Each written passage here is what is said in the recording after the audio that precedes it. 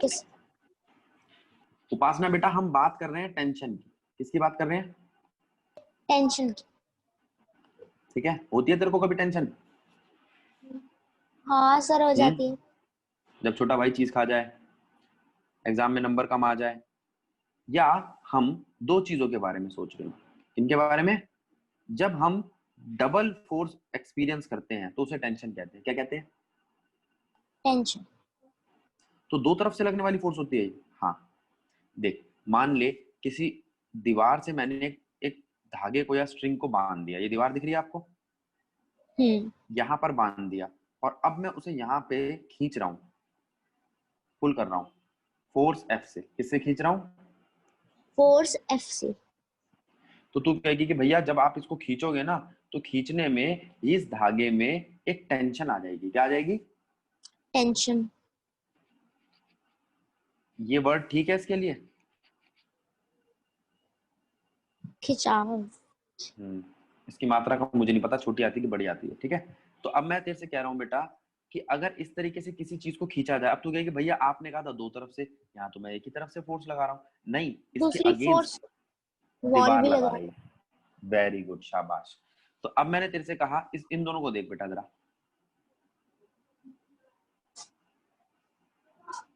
दो मासेस दिखाई दे रहे हैं, दोनों के बीच में एक स्ट्रिंग दिखाई दे रही है। Yes sir. और उस स्ट्रिंग पे दो तरफा टेंशन लगती दिखाई दे रही है। हाँ।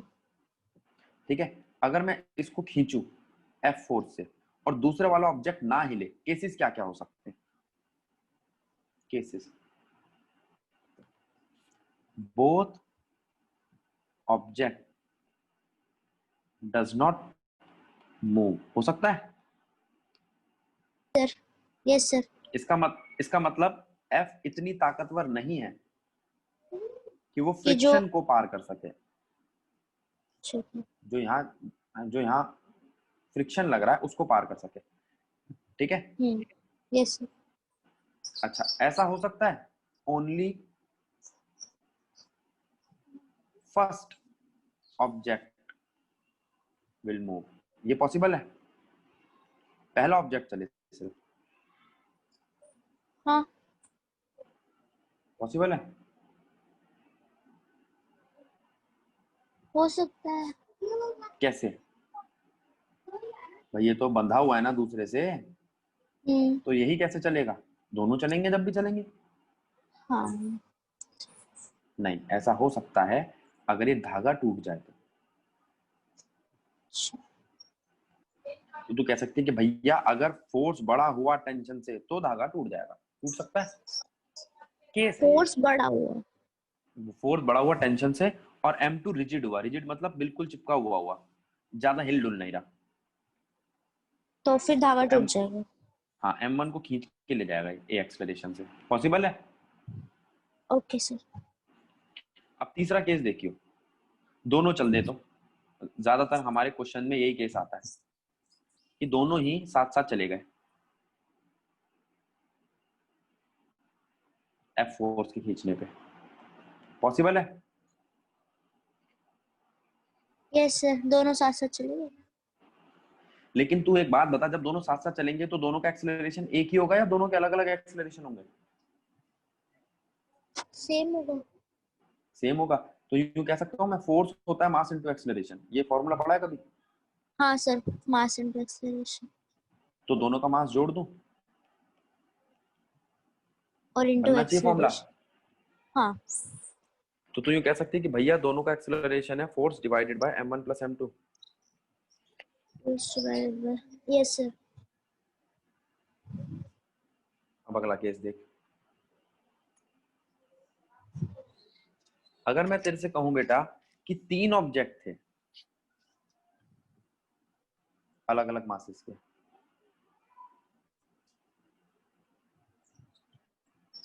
ठीक है, तीनों जुड़े हुए थे एक दूसरे से, ठीक है, तीनों पे टेंशन लग रही थी। अच्छा बता, स्ट्रिंग कितने हैं इनको जोड़ने वाले? दो स्ट्रिंग्स हैं। तो टेंशन कितनी होगी? दो। दो। और टेंशन तीनों 3 मासेस के हैं, तो फोर्स क्या हो जाएगी? m1 plus m2 plus m3 into acceleration. शाबाश। तो हम कह सकते हैं एक्सेलरेशन होगा फोर्स डिवाइडेड बाय m1 हाँ plus m2 plus m3। Yes sir, गलत है? सही है। यहाँ तक केस समझ आया? Yes sir.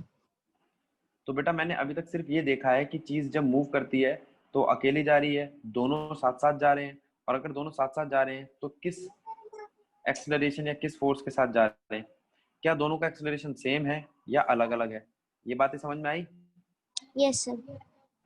ठीक है। सर अब एक, हाँ जी बेटा। सर अगर दोनों मासेस सेम हो तो उस हाँ, केस में सर स्ट्रिंग टूट जाएगा या मूव करेंगे? उसमें दिक्कत क्या है पहले ये बता। दोनों मासेस सेम है तो mm 2m हो जाएगा। ओके, और फोर्स भी स्ट्रिंग दोनों का सेम टूटना हो तो?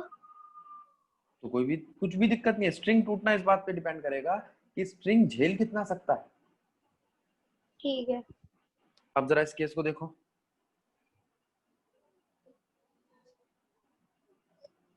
ये ऐसा भी तो हो सकता है स्ट्रिंग,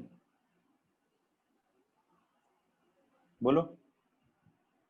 यस सर। तो यहाँ पर 2 मास दिखाई दे रहे हैं आपको। यस सर, एक बड़ा एक छोटा। तो बेटा मुझे एक बात बता, नीचे की तरफ इनका वजन लग रहा होगा, यस सर।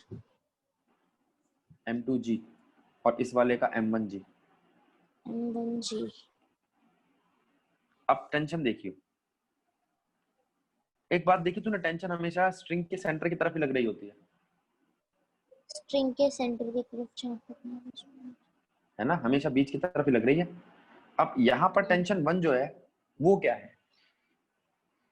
जो पहला ये वाली स्ट्रिंग है, ये वाली, ये क्या दोनों ऑब्जेक्ट को उठा रही है या नीचे वाले को उठा रही है सिर्फ? नीचे वाले को उठा रही है। तो मैं ये कह सकता हूँ T1 तो सिर्फ m2g है, m2 जी। और वो T2 सिर्फ t2 दोनों को उठा रही है। बना कंसेप्ट। Yes sir. अब मैं तेरे से कहूं कि बेटा होना ये चाहिए कि हम पहली जो स्ट्रिंग हो, पहला जो धागा हो, उसे मोटा लें। क्यों? वो ज्यादा वजन उठा रहा है, वो मोटा ले। वो अच्छा ज्यादा वजन उठा रहा है। ठीक है। और दूसरा धागा अगर हम पतला भी ले लें तो तो भी काम, चल जाएगा। चल जाएगा। हाँ, तो साइंस पता चली कि कौन सा धागा मोटा लेना है, कौन सा पतला लेना है इस चीज की। Yes sir. तो किस पे टेंशन ज्यादा लग रही है? जितना ज्यादा ऊपर होगा वो धागा, ठीक है, जिसपे जितने ज्यादा वजन लटक रहे होंगे उतनी ही टेंशन। ज्यादा लगेगी। Yes sir.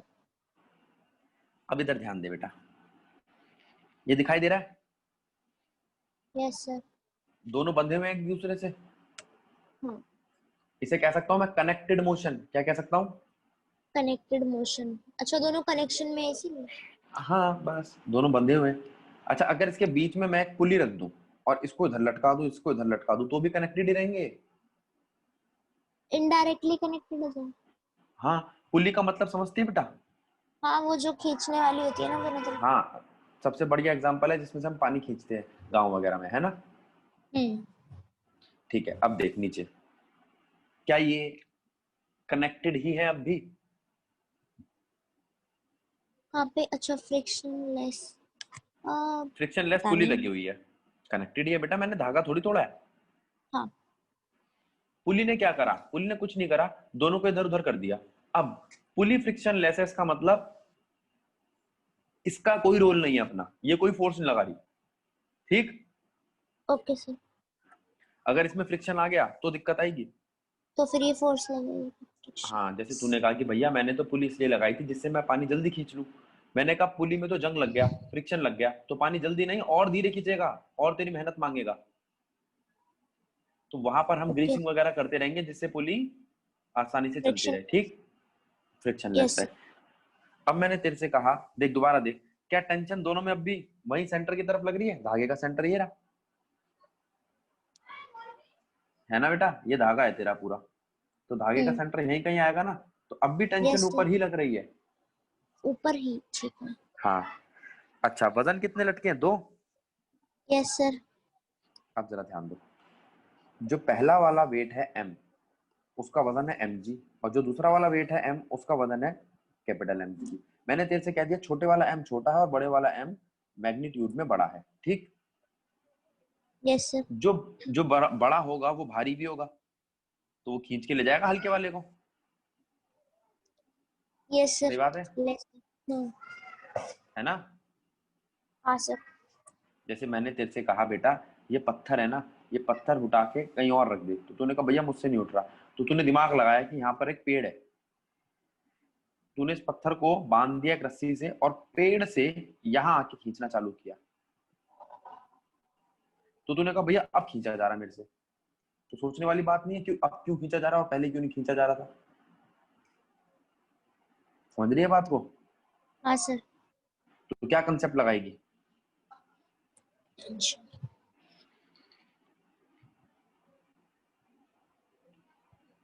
हम सब बच्चे जानते हैं उपासना में वजन कम है कि नहीं? उपासना पतली सी उपासना। हाँ।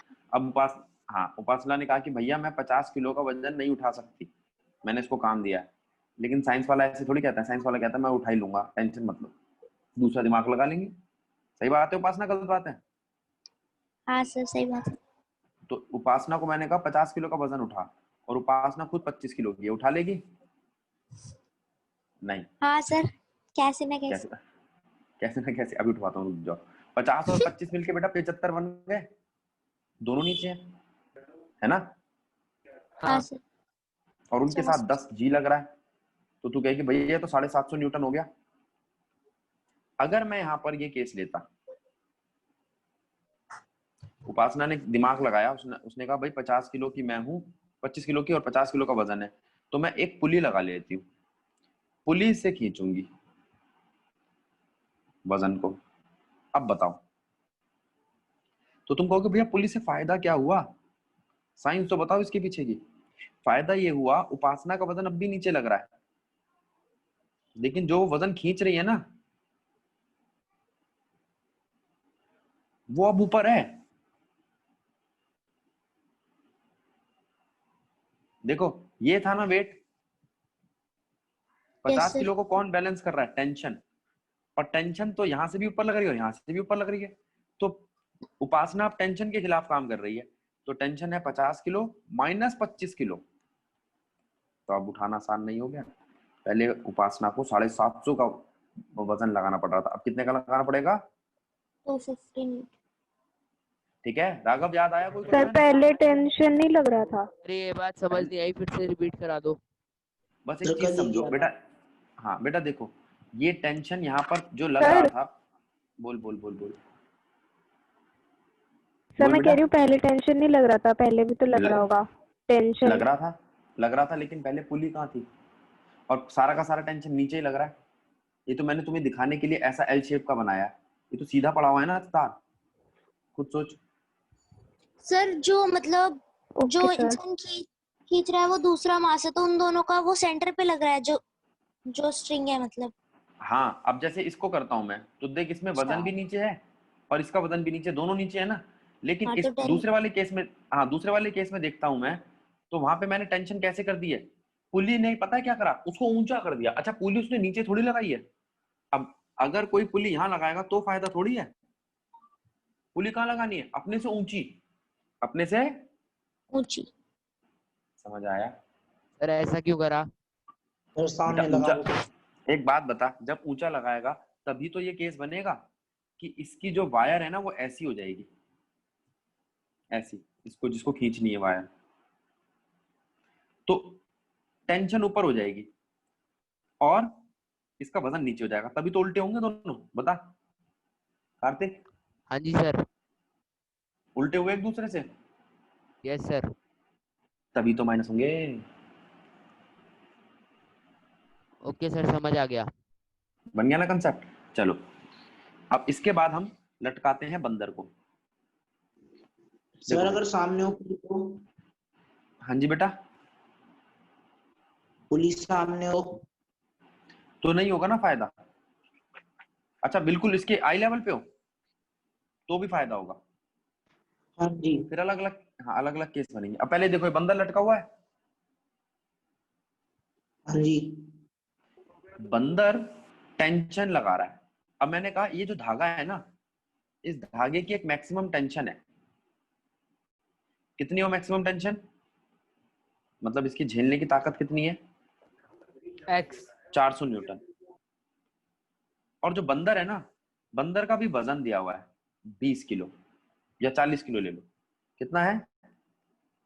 40 किलो। 40 किलो। तो आप कह सकते हो कि भैया बंदर का वजन mg होता है, वो हो गया 40 किलो मल्टीप्लाई में 10, 400 न्यूटन। बात ठीक है? Yes sir sir. ठीक है। क्या 400 न्यूटन इस 400 न्यूटन टेंशन को तोड़ सकता है? हाँ मैक्सिमम पे आ चुका है। अब मैं टेंशन थोड़ी बढ़ा रहा हूं जिससे फर्क कर सकूं। 600 न्यूटन। अब बताओ अब तोड़ देगा क्या? हाँ सर नो टूट सर। जाएगा।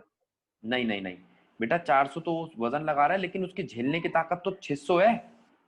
अच्छा सर सॉरी, मैंने बंदर का समझ लिया। तो बंदर की बढ़ाई वजन। अब देख, अब अगर ऐसा हो कि बंदर ऊपर की तरफ जा रहा है, इफ मंकी मूव्स विद पहला कांस्टेंट वेलोसिटी, किससे चल रहा है? कांस्टेंट वेलोसिटी तो एक्सेलरेशन क्या हो गया? 0। अगर एक्सेलरेशन है ही नहीं तो वेट तो वही mg रहेगा, कोई फर्क नहीं हाँ पड़ेगा। नहीं। और चाहे जितनी मर्जी कांस्टेंट वेलोसिटी हो, ठीक है।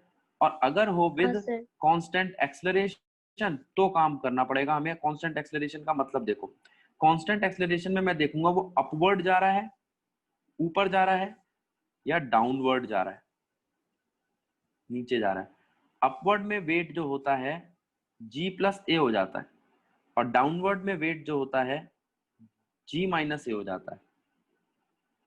अच्छा एक बात बताओ, अगर आप अपने आप को ऊपर की तरफ खींच रहे हो तो आप अपने आप को भारी महसूस करते हो या उतरते वक्त एक रस्सी पे? ऊपर चढ़ते वक्त भारी ऊपर महसूस चढ़ते करते हैं। वक्त भारी महसूस करते हैं, नीचे उतरते वक्त हल्का, ठीक है? हाँ बिल्कुल सही। अच्छा जीना चढ़ते हुए ज्यादा भारी दिक्कत होती है या जीना उतरते हुए? चढ़ते हुए। चढ़ते हाँ हुए ये चढ़ते बात, हुए सर। इसी को लिफ्ट मैकेनिज्म कहते हैं। ऊपर जाने में वेट बढ़ जाता है, नीचे जाते वक्त एपरेंट वेट जो होता है वो कम हो जाता है, ठीक है। अच्छा कोई गिर जाए तो फ्री फॉल बोलते हैं उसको। फ्री फॉल में आपका तो एक्सेलरेशन g के बराबर हो जाता है, और नीचे की तरफ और जा रहा है वो mg माइनस g, कितना हो जाएगा? 0 0। कभी हुआ है जैसे झूला झूल रहे होते तो ऐसा लगता है कभी कि पेट में कुछ अजीब सा हो रहा है, जिसे क्या बोलते हैं वो, बटरफ्लाई से आना, गुड़गुड़ी गुड़गुड़ी सी सी यस होना? सर। हाँ जो मर्जी यस बोल लो, गुड़गुड़ी है गुड़गुड़ी। तो वो क्यों होता है? इसका मतलब ऐसा होता है कि भाई ऐसा लगता है कि जो हमारे पेट में एंटेसाइन वगैरह वो ऊपर की तरफ आ गई है, ठीक है। अब सारे बच्चे एक बार ध्यान दो, अगर इस पे एक्सेलरेशन लगा दूं तो भाई, अगर मैं ये कहूं देखना, वेट mg प्लस ए, जो तुम्हारा बंदर है ना वो है 40 किलो का, कितने किलो का? 40 किलो। 40। 10 तो ग्रेविटी है। अगर मैं 6 लगा दूं तो 6 चौक 64, 4 640 न्यूटन हो गया। अब टूट जाएगा, हाँ रस्सी टूट जाएगी। समझ आया? हाँ सर आ गया। और हाँ अगर वो सर। 6 के ही एक्सेलरेशन से उतर रहा होता तो कोई दिक्कत नहीं है, जितना जल्दी नीचे उतरेगा उसमें तो कोई भी दिक्कत नहीं है। चढ़ते वक्त ऊपर जब वो चढ़ रहा है तब देखेगा कि रस्सी टूट ना जाए। समझ में आया? हाँ सर आ हाँ गया। जी सर आया। सर। अब जरा इधर आ जाओ, इस वाले केस को देखो। अब मैं इस पे था ना कनेक्टेड मोशन पे, हम फिर से बात करते हैं उपासना से। उपासना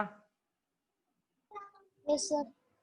अब ध्यान दे, हम बात कर रहे हैं बेटा ये फ्रिक्शनलेस पुले दिखाई दे रही है, यस सर।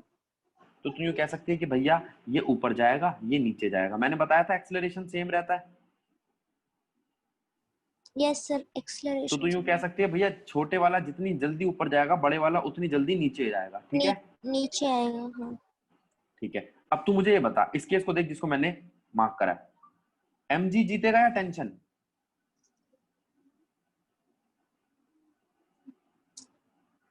सोच। mg जीतेगा या टेंशन? टेंशन, हाँ बेटा सर ऊपर जा रहा है ना, टेंशन, हाँ ऊपर जा रहा है तो टेंशन जीत गई mg से, तो टेंशन माइनस mg बन गया मास इनटू एक्सेलरेशन, एक फोर्स। मास किसका? इसका जो ऊपर जा रहा है, और एक्सेलरेशन वो तो हमारा कॉमन है। कुछ समझ आया? Yes sir. तो यूं कह सकते हैं कि भैया टेंशन माइनस mg एक तरीके की फोर्स बना रहे हैं, जिसमें वो फोर्स इसको ऊपर ले जा रही है ए एक्सेलरेशन, तो मास इनटू एक्सेलरेशन फोर्स बन गई, क्या दिक्कत है? हाँ अच्छा, अब इधर कौन जीतेगा, टेंशन जीतेगा या mg? Sir mg। mg जीतेगा, तो mg माइनस टेंशन, इसका मास इनटू एक्सेलरेशन बनेगा, बोलो बोल बेटा। ठीक है, तो अब मैं ये दो इक्वेशन बना सकता हूं बेटा? हाँ सर। गौरी, अगर तू इन दोनों को ऐड करती तो टेंशन गया, हाँ सर गया। तो mg minus mg equals to ma plus ma, बात ठीक है? बिल्कुल ठीक है। आ गए हम, देख यहाँ पर ऑन एडिंग इक्वेशन 1 एंड 2 हमें मिल गया ये, और इसको सॉल्व किया तो हमारा एक्सेलरेशन आ गया। कौन आ गया? एक्सेलरेशन। तो मैं तेरे से कहूँ कि बेटा इस एक्सेलरेशन को ना, इस एक्सेलरेशन की वैल्यू यहाँ पर पुट कर दे पहली इक्वेशन में, तो टेंशन भी आ जाएगा। पुट वैल्यू इन इक्वेशन 2 या 1 जो मर्जी, तो वहां से टेंशन भी आ जाएगा। आ जाएगा? टेंशन निकल आएगा। हाँ सर आ जाएगा। तो बस यहीं तक की डेरिवेशन है, इसके आगे हम फ्रिक्शन करेंगे। जरा ध्यान दो। तो बेटा लास्ट क्लास में हमने फ्रिक्शन के टाइप्स देखे थे, यानी कि static friction, limiting friction, kinetic friction, rolling friction, sliding friction, external और इंटरनल फ्रिक्शन। ठीक है, एक्सटर्नल फ्रिक्शन का मतलब है दो सरफेस का एक्सटर्नल पार्ट, उसके बीच में इंटरलॉकिंग। ये दो सरफेसेस हैं, इनके बीच में जो एक्सटर्नल पार्ट है इनका, इनके बीच में इंटरलॉकिंग एक जगह दबी हुई होती है और एक जगह उठी हुई होती है। तो दबी हुई जगह को कहते हैं डिप्रेशन और उठी हुई जगह को कहते हैं प्रोजेक्शन। प्रोजेक्शन और डिप्रेशन के बीच में जो इंटरलॉकिंग होती है उसे कहते हैं फ्रिक्शन। ठीक है, फिर हमने बात की थी आपसे इंटरनल फ्रिक्शन की, और इंटरनल फ्रिक्शन में मैंने आपको बताया था ये लिक्विड की लेयर्स के बीच में होता है, लिक्विड की लेयर्स के बीच में होता है, लिक्विड की दो लेयर्स के बीच में, इसलिए इसको विस्कोसिटी भी कहते हैं। तो इसके बाद बारी आती है बेटा विस्कोसिटी की। विस्कोसिटी बता दिया, इंटरनल फ्रिक्शन दो लेयर्स के बीच में। अब जरा यहाँ पे एक एग्जांपल देखो, अगर मैं आपसे पूछूं एयर, ऑयल, वाटर, ग्लिसरीन और हनी, तो कौन ज्यादा गाढ़ा है? एयर ज्यादा गाढ़ा है, ऑयल ज्यादा गाढ़ा है, वाटर, ग्लिसरीन या हनी? तो सबसे ज्यादा गाढ़ा हनी है। हनी जितना ज्यादा गाढ़ा है उसकी विस्कोसिटी उतनी ज्यादा है। अगर उसकी विस्कोसिटी ज्यादा है तो उसका मोशन बहुत कम होगा, उससे ज्यादा मोशन ग्लिसरीन का होगा, उससे ज्यादा मोशन वाटर के लेयर का होगा, और उससे ज्यादा ऑयल का, और सबसे ज्यादा एयर का। तो मैं आपसे ये कह रहा हूँ ये सब की सब चीजें फ्लूइड है। फ्लूइड मतलब फ्लो होने लायक, जो फ्लो हो सकती हो।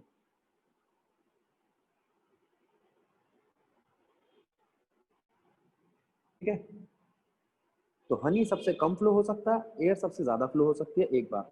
इंटरनल फ्रिक्शन हनी में सबसे ज्यादा होता है और एयर में सबसे कम होता है, दूसरी बात। तीसरी बात, अगर मैं बात करूं मोशन की, तो हनी का मोशन बहुत कम होता है और एयर का मोशन बहुत ज्यादा होता है, एयर की लेयर्स का। ठीक है, एक और बात, टेम्परेचर बढ़ाने से काइनेटिक एनर्जी जो है मॉलिक्यूल्स की बढ़ती है, जिसकी वजह से विस्कोसिटी घटती है। तो increase in temperature will decrease viscosity. ठीक है, अब ये तो बात हुई इंटरनल और एक्सटर्नल फ्रिक्शन की।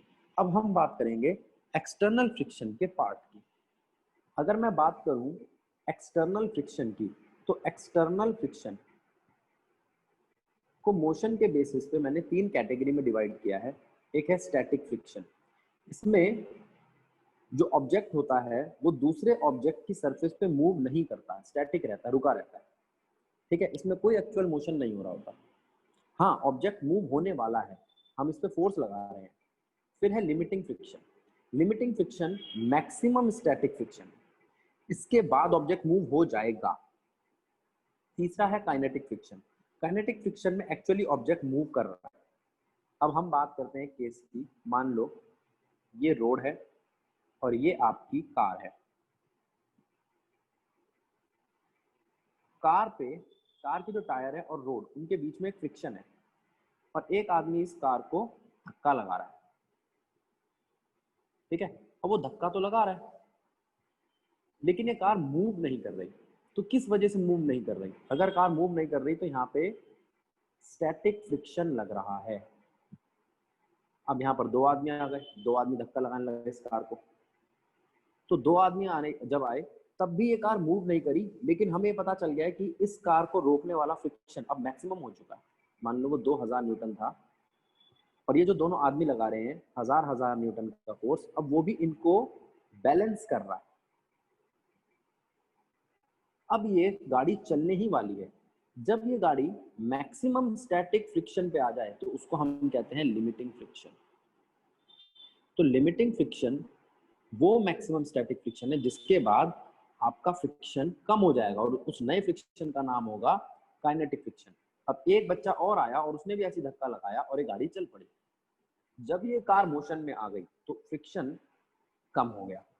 याद रखना, काइनेटिक फ्रिक्शन हमेशा स्टैटिक और लिमिटिंग फ्रिक्शन से कम होता है। ये देखो, ये धीरे धीरे करके स्टैटिक फ्रिक्शन बढ़ रहा था, बढ़ते बढ़ते एक मैक्सिमम वैल्यू तक पहुंचा।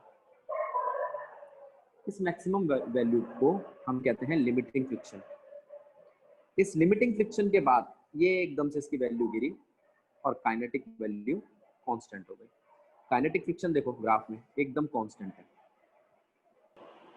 अब मैं बात कर रहा हूं आपसे अप्लाइड फोर्स की और फ्रिक्शन की। ये ग्राफ अप्लाइड फोर्स और फ्रिक्शन के बीच में बनाया हुआ है। अप्लाइड फोर्स कौन सी? जो अभी मैंने बताया था, वो आदमी लगा रहे हैं फोर्स।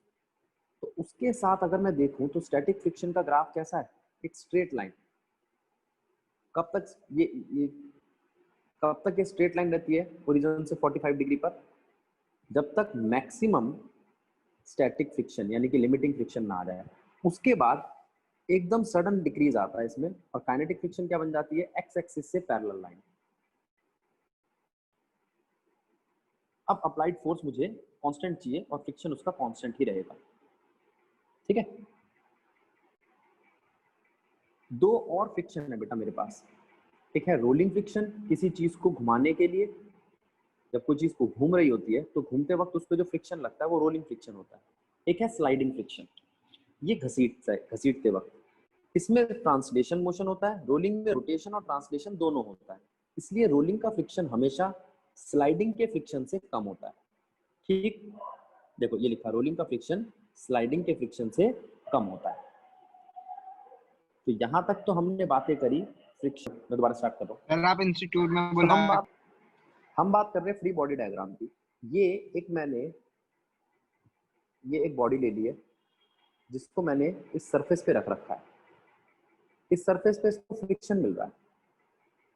ठीक है, फ्रिक्शन तब आ रहा है जब मैं इसको इस तरफ फोर्स अप्लाइड करता हूँ इसके। तो अप्लाइड फोर्स से ऑपोजिट डायरेक्शन में जो चीज लग रही है वो फ्रिक्शन है।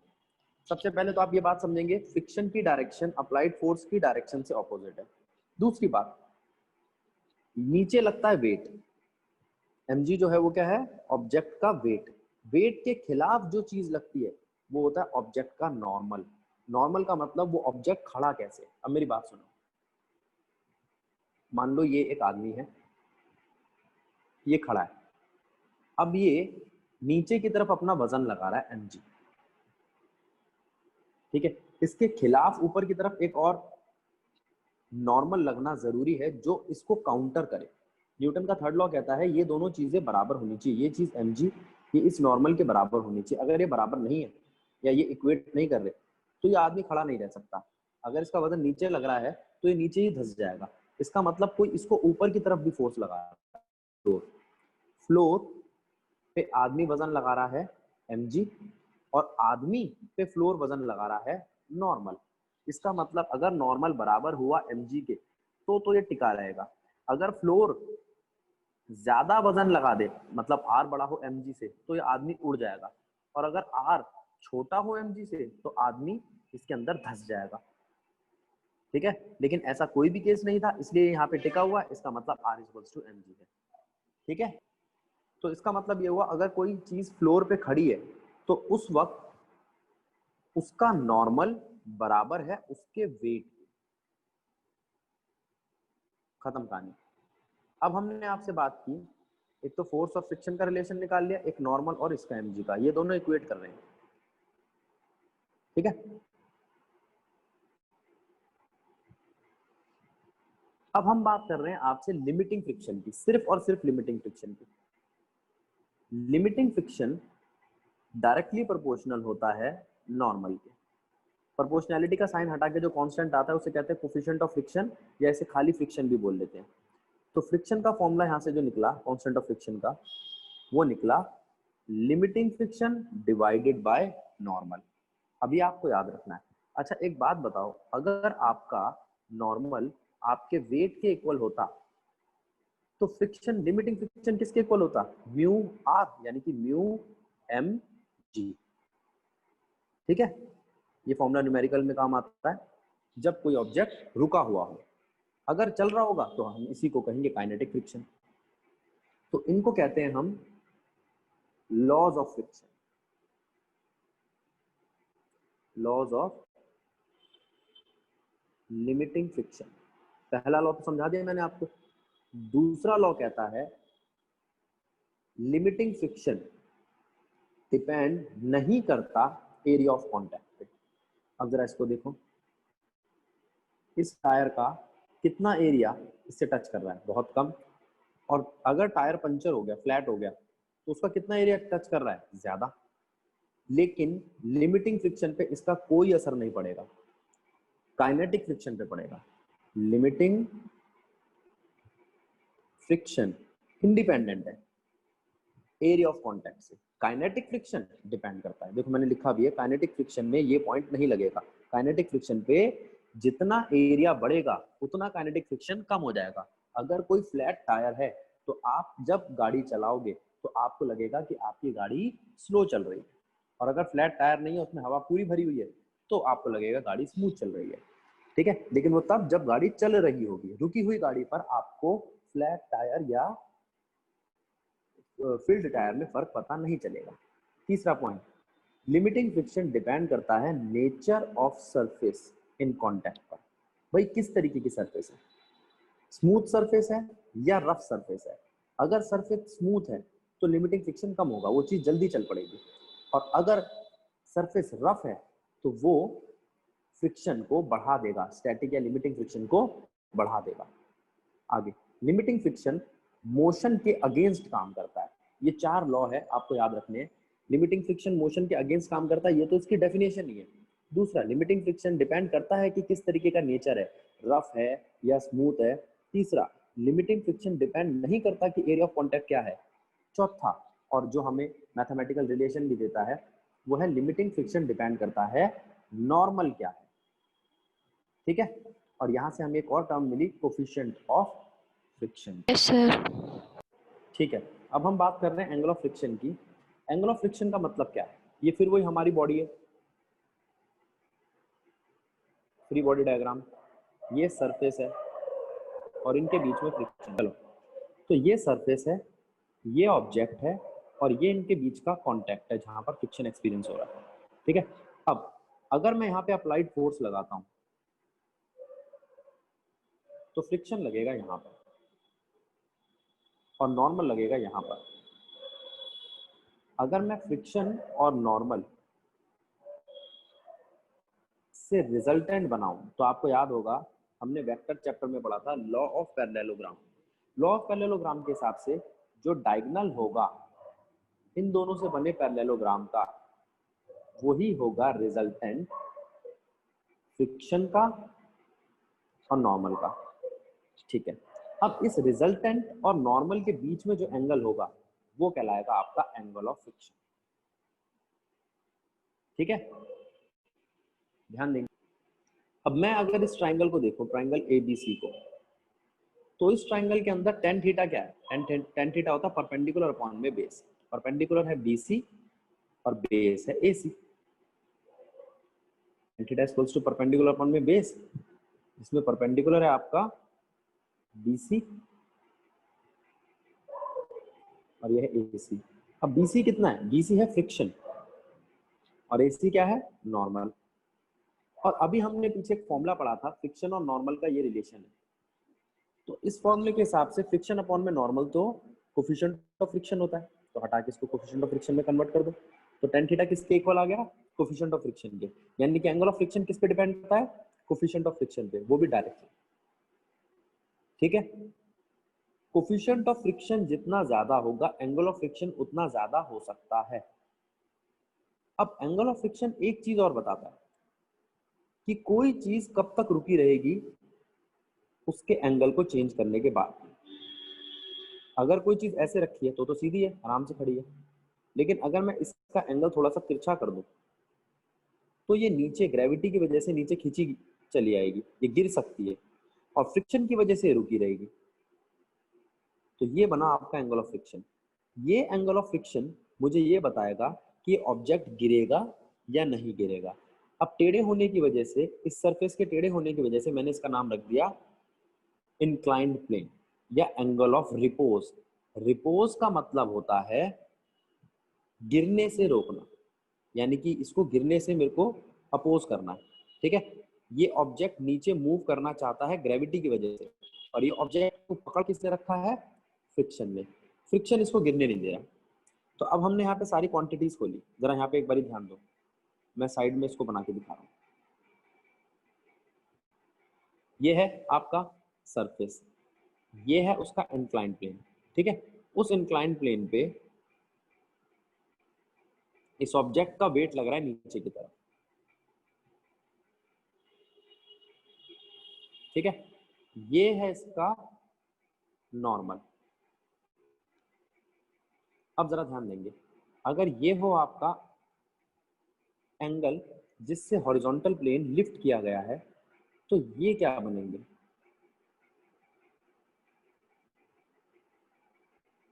जरा ध्यान देना।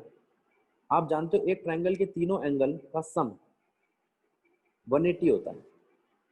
अगर ये थीटा है और ये 90 है, तो ये एंगल कितना होगा? ये होगा 90 माइनस थीटा, क्योंकि 90 plus theta plus 90 minus theta 180 बन जाते हैं। और अगर ये 90 माइनस थीटा है और ये नॉर्मल है, ये तो ये जो छोटा सा बचा हुआ एंगल है ये थीटा होगा। ठीक है, और ये थीटा है तो उसके सामने का वर्टिकली अपोजिट एंगल थीटा होगा। बताओ, ये बात समझ में आई बच्चों? एक बार रिपीट कर दो। सर एक बार फिर से समझा दो। देखो, ये एक सरफेस है, ये एक और सरफेस है, इनके बीच का एंगल जो है हॉरिजॉन्टल सरफेस और इंक्लाइन सरफेस के बीच का एंगल थीटा है। ठीक, अब मैंने यहाँ पे एक ऑब्जेक्ट रखा, उस ऑब्जेक्ट का वेट हमेशा नीचे की तरफ लगता है, इसे mg बोलते हैं। ठीक, अब अगर मैं इस ट्राइंगल को देखूं तो तुम जानते हो एक ट्राइंगल के अंदर जो एंगल बनते हैं वो टोटल 180 डिग्री के बनते हैं। अगर ये थीटा है, ये 90 है, तो ये 90 माइनस थीटा होगा। पहले बताओ इसमें। No sir. ठीक है, अब ये अगर सीधी सरफेस है और ये एंगल है, ये 90 है, अगर ये 90 है, ये तो पहले से 90 माइनस थीटा है, तो ये छोटा सा एंगल कितना बनेगा? थीटा। भाई इन दोनों का सम जो है 90 है ना, एक 90 माइनस थीटा तो दूसरा थीटा बनेगा। बताओ इसमें कोई दिक्कत? ये No, सब sir. बनेगा। इसमें कोई प्रॉब्लम है? नो ठीक है, अगर ये थीटा है तो वर्टिकली अपोजिट एंगल जानते हो आप, वो इक्वल होता है आमने सामने के दो। बताओ ये बात ठीक है?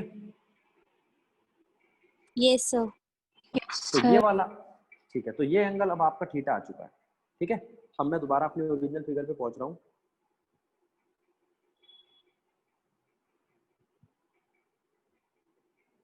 आ जाओ, ये देखो, ये आपको ओरिजिनल फिगर दिखाई दे रही है एंगल ऑफ रिपोज की, जिसके अंदर मैंने इस आर को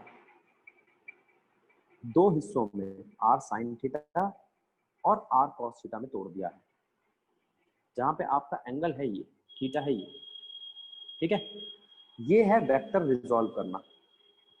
जिस बच्चे ने 4th चैप्टर नहीं करा उसको समझ में नहीं आएगा, जिन्होंने कर रखा उन्हें समझ में आ जाएगा कि अगर किसी वेक्टर को रिजॉल्व करना हो तो इस तरीके से कर देते हैं हम, cos थीटा और sin थीटा। इसी तरीके से हमने नीचे वाले mg को रिजॉल्व किया। ये है mg, थीटा की तरफ है mg का cos थीटा और इस तरफ है mg का sin थीटा।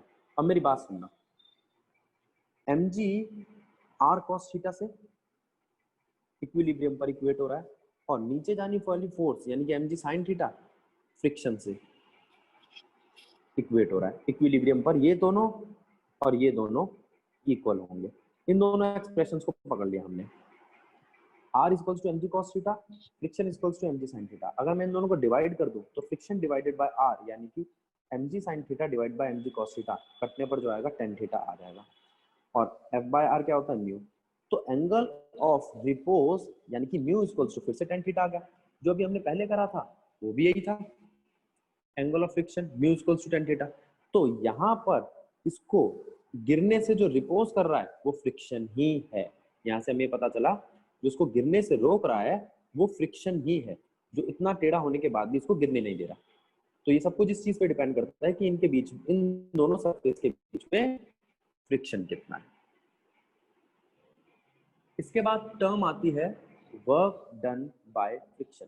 अब फ्रिक्शन क्या काम कर रहा है जरा ध्यान दो। अब मैंने आपसे कहा मुझे इस ऑब्जेक्ट को उठा के ऊपर लेके जाना है। पहले तो ये खुद ब खुद गिर रहा था, अब मैं इसको लिफ्ट करूंगा और मैंने आपको बता रखा है अप्लाइड फोर्स जिस तरफ हो उसके खिलाफ एक फ्रिक्शन लगता है। ये बात ठीक है। और अभी हम पीछे वाले इक्वेशन में करके आ रहे हैं, आर को हमने रिजॉल्व किया था आर cos थीटा में, आर sin थीटा में। mg को हमने रिजॉल्व किया था mg cos थीटा में और mg sin थीटा में। इसमें किसी को दिक्कत? सारी चीजें वही रख दी हमने, बस एक नई चीज आई है अप्लाइड फोर्स। और अप्लाइड फोर्स इस बार इस तरफ है, इसलिए इस बार फ्रिक्शन इस तरफ नहीं है, फ्रिक्शन इस तरफ है।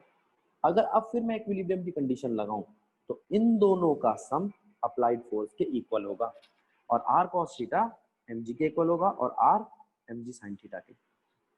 ठीक है, अब इसको मैंने इक्वेशन में ले लिया। F equals to friction plus mg sin theta, mg equals to r cos theta और r equals to mg cos theta. अब फ्रिक्शन को मैं जानता हूं, जो हमने हमारा बेसिक फॉर्मूला था लिमिटिंग फ्रिक्शन का, वो था फ्रिक्शन होता है म्यू आर। म्यू मतलब कोफिशिएंट ऑफ फ्रिक्शन और आर मतलब नॉर्मल। अगर मैं वो वैल्यू रख दूं तो ये नया एक्सप्रेशन आ जाएगा। और अभी हमने देखा है कि आर किसके इक्वल है, mg cos थीटा के। यहाँ देखो फिगर में आर इक्वल है mg cos थीटा के। तो यहां से देखें तो फोर्स का फॉर्मूला आता है mu mg cos theta plus mg sin theta. इन दोनों में से mg आप कॉमन ले सकते हो, अंदर बचेगा mu cos theta plus sin theta. Force का फॉर्मूला बन गया हमारा mu mg mu cos theta sin theta. हम जानते हैं फोर्स होता है मास इनटू एक्सेलरेशन। अगर मैं इसको इनसे कंपेयर करूं तो m से m कट जाएगा, एक तो आपके पास रिलेशन आ जाएगा एक्सेलरेशन का, और वर्क डन निकालने के लिए हम जानते हैं फोर्स को डिस्प्लेसमेंट से मल्टीप्लाई करना है, वर्क डन का रिलेशन भी आ जाएगा। तो ये है आपका वर्क डन बाय